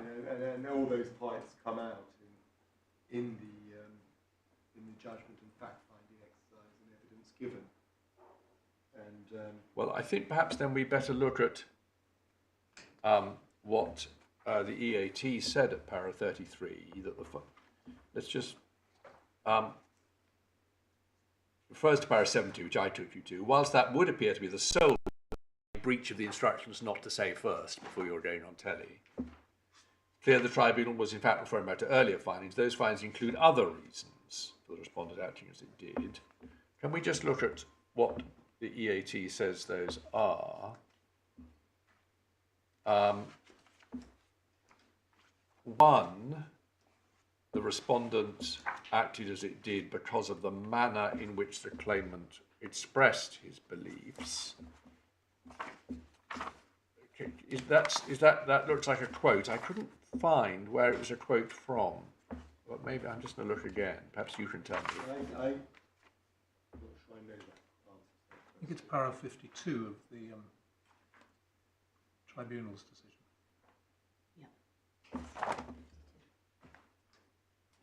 You mean the cross-references that the EAT gives are to 53, 55 and 57? I think it's the middle of 52. Yeah, it is. Yes, thank you. I'm most grateful to my lord. So in fact it's a false reference to 53 should be to 52. Then the fact that he'd appeared in press and on TV without informing the trust when you've been expressly told to do so. So that's the one we do have in para 70 And 55. and in 55. And then 57, the fact is actions were in conflict with the protection of health. And it says and because, but I think that must mean because they were concerned that LGBT potential patients or recipients of the trust services might be deterred from appearing or from seeking help. And that's paragraph 57.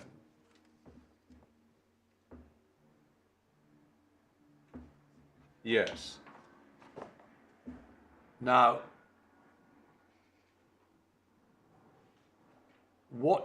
that is the EAT, not, I think, suggesting different reasons, but suggesting that the ET had not, in fact, accurately summarised its own reasoning in para 70.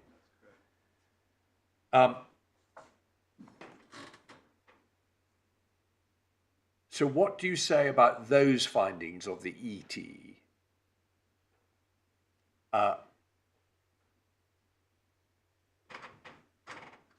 And about, on what basis do you say those are discriminatory? That is a discriminatory reason. Well, the fact is that, as we said, this is a difference without a distinction.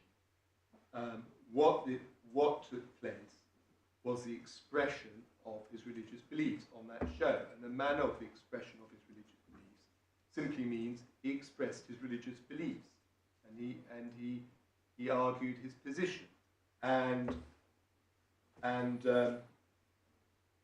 that is indissolubly linked with his religious belief. You've got a right to express your views. You've got a right in Kokonakis to right to convince others of your religious views. If you're asked a question, you've got a right to respond on those religious views. And that's simply what happened. He went on a TV show, he expressed his religious views, and that is the reason why action was taken to him. It may well be motive, and it may well be their desire not to have someone on the board who has such views, because that would be unattractive to LGBT members of the community. But the fact remains it was the expression of his views that triggered the action against him, and the tribunal have got the reason why wrong. The tribunal do mix it up a lot. They then go on to some kind of convention justification thereafter. But it's clearly contrary to the convention. And it would silence all free speech of any employee. There's actually no business of an employer, generally, what the private, political or religious or other views of their employees are, provided they do their job. Well, sorry, I let my lord go first. Well, just, I'm sure there's an answer to this, but you say private beliefs. What do you mean by that? What's the meaning of private? Well, private non-work context. Right. He's not he's not speaking on behalf of the employer.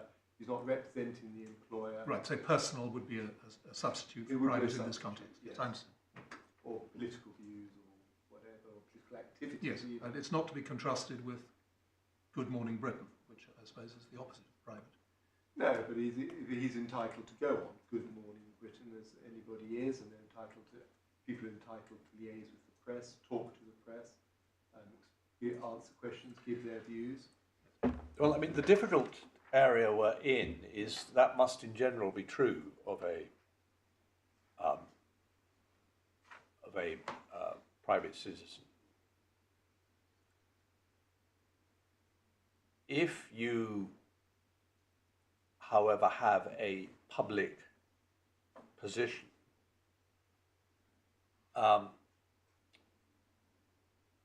and in particular, as the tribunal found here, a public position where the delivery of the services of the authority for which you work may be affected by the views you express, is your right unlimited? No right is unlimited. Everything's got a clawback, Article 9.2, Article 10.2. The question is it necessary in democratic society? Well, firstly, he is a senior management person in a large NHS trust. However, I hardly regard that, you've got to put it in perspective. Secondly, the perception that certain groups would disagree with your viewpoint, and that would be a ground for silencing people's views, would partly go back to Medway, but it would be the end of free speech. And why wouldn't you turn it on your head? Someone has said, I'm coming out as gay, and that would, you could equally argue, you've got a very prominent position, that would offend lots of traditional members who we want to reach out to. We're dismissing you. I mean, this is fully within Article 10 protection. There is nothing outlandish in what Mr. Page has said. He's just given a traditional Christian position, which is recognised and it's worthy of respect in a democratic society. And if Article 10 isn't read into this is a coach and horses on freedom of speech. I mean, as I said, where would it end? Where would it stop? It's not even justified. There's no court analysis and fact-finding on this. There's one complaint by an LGBT internal group, and the court has not verified whether anybody has not used the service, if it's impacted anyone. There's no proper inquiry. It's just simply taken as a legitimate aim. But it's always, to the extent it cannot be right to circumvent people's free speech for the purposes of third parties. If you lose your employment for exercising free speech, you have no free speech. Well, Aaron, you've accepted there must be some limitations. And for the reasons you've given, any limitations on the right of someone to exercise freedom of speech because of the impact on their employer or their employer's business must be very narrowly looked at. But I don't think you're saying that it can never be justified. I don't think in law you can ever say never. Never say never. But I mean, obviously, if he'd gone on national radio swearing, abusing people, that would be a different scenario. Oh yes, no, but I'm talking about things where all that is being objected to or found or said to be perceived as off-putting to the business's customers. Or, of course, this isn't a business, this is a service. The people who use the service. There must be cases where even if the views in question are perfectly properly expressed in terms of manner, it may nevertheless be legitimate to say we cannot have someone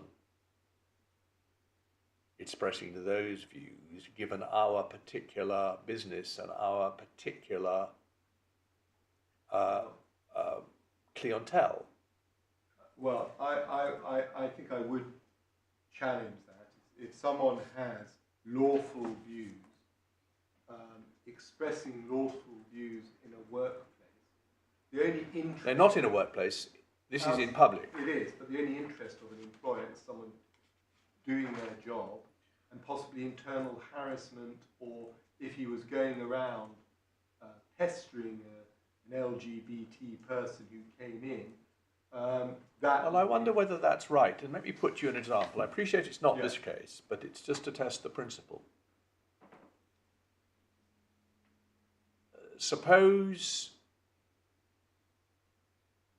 you may think this is factually not very likely, but suppose that someone who thinks that homosexual sexual activity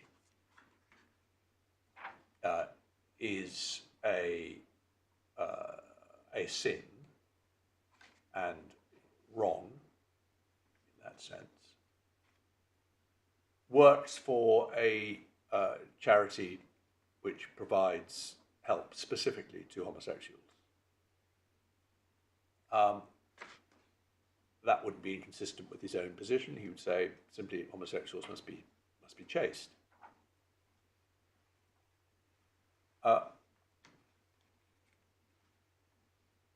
Would it be unreasonable for the charity to say, given that you're of course entitled to your own views about homosexual sexual activity, but given the nature of our client base, if you like, or the people we're trying to help, these are not views you should express because it will affect express publicly, because it will affect their trust in us. Now that's a more extreme case than the present case, I quite accept. Well, I mean... But I want to just see what your answer would be about that. Well, I mean, you could take it to an extreme. Can a conservative person work in the Labour Party research section? Or can someone who believes in drilling for oil in Alaska work for Greenbelt? I mean... No, it's... well, of course you can think of all sorts of situations, but that's not going to the heart of it. The heart of it is, if you work for a institution or business that has a very specific clientele, is it legitimate for your employer to say to you, views which are perfectly lawful, but which we know will be offensive to our particular clientele, are views you should not express publicly? Well, I personally think no. I'm not sure. I mean, there is a problem when you've got lifestyle choices. Regulation 2078 is Article 4, where there's the ethos of the business. And there are certain ethos religious businesses, or that might fit into one of the definitions of the ethos of the business. But even within that, some of the cases we had here, Eggenberger, which imputed Article 9 in that case, and the court had to do a full review. That was my point of including it. And there's a JI, which was a hospital in Germany. They could not, the court was not to accept the self-perception of the business. And in that one case, church is right, religious autonomy. If there are cases right directly on this point, I'd like to see them, not okay, you just tell me about them. If we have a look at Eggenberger, which is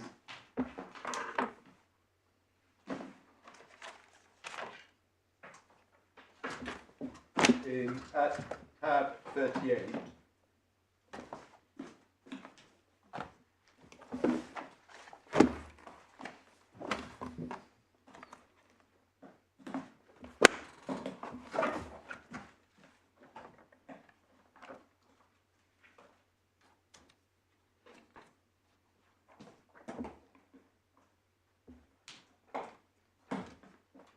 I mean, this isn't a case I'm familiar with, so like the others, so it's very short. Well, very short. It's not what is this? It's just a summary.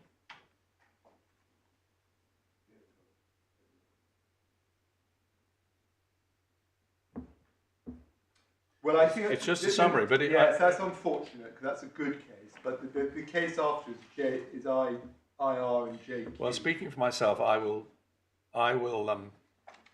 access Eggenberg German and read it. Looking at the summary, however, it looks as though it does suggest, it's not quite the same point, but it does suggest that it can be legitimate for a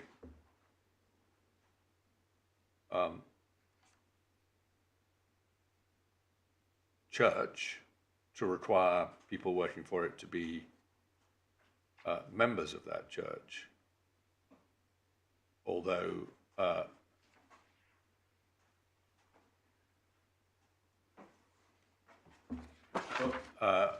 which by analogy would mean Well, that it could in principle be right for an institution working specifically no, for a it could particular be group.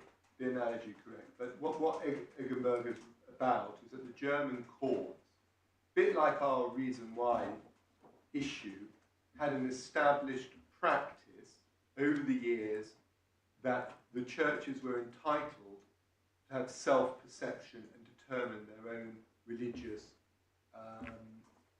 mission. And a lot of countries have this. The Americans have a doctrine called the ministerial exemption. They won't look into church self. Well, let's not get too far.